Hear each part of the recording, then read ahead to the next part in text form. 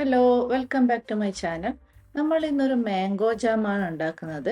വെറും 2 ചേരുവകൾ വെച്ചാണ് നമ്മൾ ഈ ഒരു മാംഗോ ജാം ഉണ്ടാക്കുന്നത്.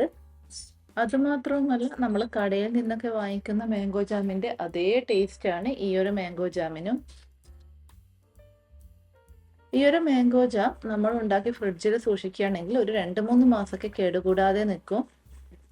അപ്പോൾ എങ്ങനെയാണ് വെറും 2 ചേരുവകൾ കൊണ്ട് കടയിൽ നിന്ന് കിട്ടുന്ന അതേ രുചിയിൽ മാംഗോ ജാം ഉണ്ടാക്കിയെടുക്കുന്നതെന്ന് നോക്കാം. അതിനു മുൻപായി ഇതുവരെയും ഈ ഒരു ചാനൽ സബ്സ്ക്രൈബ് ചെയ്യാത്തവരുണ്ടെങ്കിൽ മറക്കാതെ സബ്സ്ക്രൈബ് ചെയ്യണം. അപ്പോൾ ഞാനിതാ ഇവിടെ ഏകദേശം ഒരു 4 വലിയ മാങ്ങ ഇതുപോലെ തൊലിയൊക്കെ കളഞ്ഞ് കട്ട് ചെയ്തെടുത്തിട്ടുണ്ട്. നിങ്ങൾക്ക് ഇഷ്ടമുള്ള ഏത് മാങ്ങ വേണമെങ്കിലും എടുക്കാം. അധികം പുളിയില്ലാതെ മാങ്ങയായിരിക്കും നല്ലത്. ഇനി ഇത് നമുക്ക് മിക്സിയുടെ ജാറിലേക്ക് ഇട്ട് കൊടുത്ത് നന്നായിട്ടൊന്ന് അടിച്ചെടുക്കണം. ഒട്ടും വെള്ളം ചേർത്ത് കൊടുക്കാൻ പാടില്ല. അപ്പോൾ ഇതാ നമ്മുടെ മിക്സിയുടെ ജാറിലേക്ക് ഇട്ട് കൊടുത്ത് അടിച്ചെടുത്ത് കിട്ടിയ മാംഗോ പൾപ്പ് നമ്മൾ അരിച്ചെടുത്തിട്ടുണ്ട്. എപ്പോഴും ഈ ഒരു മാംഗോ പൾപ്പ് നമ്മൾ അരിച്ചെടുക്കണം, കാരണം അതിൽ നാരുകൾ ഉണ്ടാകും. അപ്പോൾ നമുക്ക് ജാം അങ്ങ് കറക്റ്റായിട്ട് സെറ്റായി കിട്ടില്ല. ഇനി നമുക്കിത് നമ്മൾ ജാം ഉണ്ടാക്കുന്ന ആ ഒരു പാത്രത്തിലേക്ക് ഒഴിച്ചു കൊടുക്കാം. ഇതുപോലെ നോൺ സ്റ്റിക്ക് പാത്രത്തിൽ ഉണ്ടാക്കുന്നതായിരിക്കും നല്ലത്. അപ്പോൾ അധികം അടിക്കൊന്നും പിടിക്കില്ല. ഇനി സ്റ്റൗ ഓൺ ചെയ്യാം. ഇനി ഹൈ ഫ്ലെയിമിലിട്ട് ഇത് കണ്ടിന്യൂസ് ആയിട്ട് ഇളക്കിക്കൊണ്ടിരിക്കണം. നമ്മൾ ഇതിലെ ജലാംശം മുഴുവനായും വറ്റി ഇത് നന്നായിട്ടൊന്ന് കുറുകി വരുന്നത് വരെ നമ്മൾ ഇതുപോലെ ഇളക്കിക്കൊണ്ടിരിക്കണം. അതുകൊണ്ട് തന്നെ ഏത് ജാമായാലും ഉണ്ടാക്കൽ അത്ര എളുപ്പപ്പണിയാണെന്നൊന്നും ഞാൻ പറയുന്നില്ല, കാരണം ഒരു അരമണിക്കൂറെങ്കിലും എടുക്കും ഈ ഒരു ജാം ഉണ്ടാക്കാൻ. അപ്പോൾ ഇത് തിളച്ച് തുടങ്ങിയിട്ടുണ്ട്. നിങ്ങൾക്കിപ്പോൾ കാണാം, തിളച്ച് അതിൻ്റെ വെള്ളമൊക്കെയാണ് ഇതുപോലെ പൊട്ടിത്തെറിക്കുന്നത്. ഇത് തിളച്ച് കഴിഞ്ഞാൽ തീ കുറച്ച് ലോ ഫ്ലെയിമിലാക്കിയിട്ട് വേണം ഇതുപോലെ ചെയ്തെടുക്കാൻ. അപ്പോൾ ഇതുപോലെ ഇളക്കി കൊടുത്ത് ഒരു 10 മിനിറ്റൊക്കെ കഴിയുമ്പോൾ നമുക്ക് പഞ്ചസാര ചേർത്ത് കൊടുക്കാം. ഇതിപ്പോൾ നിങ്ങൾക്ക് കാണാം, നമ്മൾ ഒഴിച്ചു കൊടുത്ത അത്രയോ ഇല്ല, വെള്ളമൊക്കെ വറ്റി കുറച്ചൊന്ന് കുറുകി വന്നിട്ടുണ്ട്. ഞാനിവിടെ 250 ml കപ്പിൽ 1 കപ്പ് പഞ്ചസാര ചേർത്ത് കൊടുക്കുന്നുണ്ട്. എന്നിട്ടിത് നന്നായിട്ടൊന്ന് മിക്സ് ചെയ്ത് കൊടുക്കാം. ഈ ഒരു പഞ്ചസാര ചേർത്ത് കൊടുത്ത ഉടനെ കുറച്ചൊന്ന് ലൂസാകും. പക്ഷെ വീണ്ടും നമ്മളൊരു 15 മിനിറ്റ് ഇതുപോലെ അങ്ങ് ഇളക്കി കൊടുക്കുമ്പോൾ അത് ആ പഞ്ചസാരയും കൂടി ചേർന്ന് കുറുകി കറക്റ്റ് ആ ജാമിൻ്റെ ഒരു കൺസിസ്റ്റൻസിയിലാകും. കണ്ടിന്യൂസ് ആയിട്ട് നമ്മൾ ഇളക്കിക്കൊണ്ടിരിക്കണം, അല്ലെങ്കിൽ പെട്ടെന്ന് അടിക്ക് പിടിച്ചു പോകും.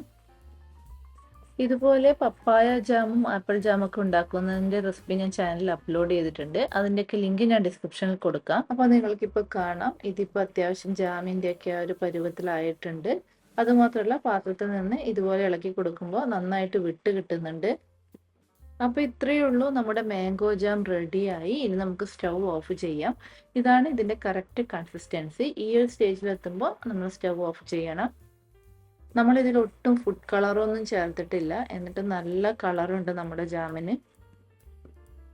ഇനി ഈ ഒരു ജാം കറക്റ്റ് അതിൻ്റെ പരുവത്തിലാണോ എന്നറിയാൻ വേണ്ടിയിട്ട് ഇതുപോലൊരു പ്ലേറ്റിലേക്ക് കുറച്ചൊന്ന് ഒറ്റിച്ചു കൊടുക്കണം.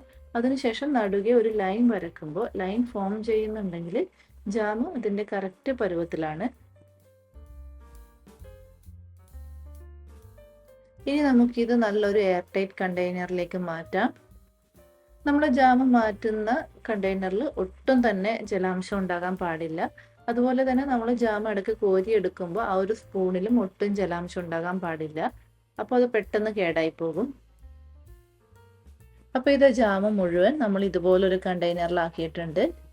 ഇനി ഇത് നന്നായിട്ട് തണുത്തതിന് ശേഷം മാത്രമേ അടച്ചു വെക്കാൻ പാടുള്ളൂ, കാരണം ഇല്ലെങ്കിൽ അതിൻ്റെ തന്നെ ആവി അതിൽ വീണ് പൂപ്പൽ പിടിക്കാൻ ചാൻസ് ഉണ്ട്. അതുപോലെ തന്നെ അതിനുശേഷം നമുക്കിത് ഫ്രിഡ്ജിൽ വെച്ച് സൂക്ഷിക്കാം. അപ്പോൾ ഇത് നല്ല കളറോടും ടേസ്റ്റോടും കൂടിയ നമ്മുടെ ഹോം മെയ്ഡ് മാംഗോ ജാം ഇവിടെ റെഡി ആയിട്ടുണ്ട്. അപ്പോൾ കടയിൽ നിന്നൊക്കെ ആർട്ടിഫിഷ്യൽ കളേഴ്സും ഫ്ലേവേഴ്സൊക്കെ ചേർത്ത് ജാം വാങ്ങിക്കുന്നതിന് പകരം ഇതുപോലെ മാംഗോ ഒക്കെ വീട്ടിലുണ്ടാകുന്ന ടൈമിൽ ജാം ഉണ്ടാക്കി സൂക്ഷിക്കുകയാണെങ്കിൽ വളരെ നല്ലതാണ്. ഇതൊക്കെ ആകുമ്പോൾ നമുക്ക് കുട്ടികൾക്കായാലും ഒട്ടും പേടി കൂടാതെ കൊടുക്കാം. അതുപോലെ തന്നെ കുട്ടികൾക്കൊക്കെ ഇത് ദോശയുടെ കൂടെയും ബ്രെഡിൻ്റെ കൂടെയൊക്കെ കൊടുക്കുകയാണെങ്കിൽ വളരെ ഹെൽത്തിയും ആണ്. അപ്പോൾ നല്ല അടിപൊളി ടേസ്റ്റാണ് ഈ ഒരു ജാം. നിങ്ങളെല്ലാവരും ഇത് ഉണ്ടാക്കി നോക്കണം. എന്നിട്ട് അഭിപ്രായങ്ങൾ കമൻറ്റ് ചെയ്ത് അറിയിക്കണം. വീണ്ടും പുതിയ റെസിപ്പിയുമായി അടുത്ത വീഡിയോയിൽ കാണാം. അതുവരേക്കും ബൈ ബൈ.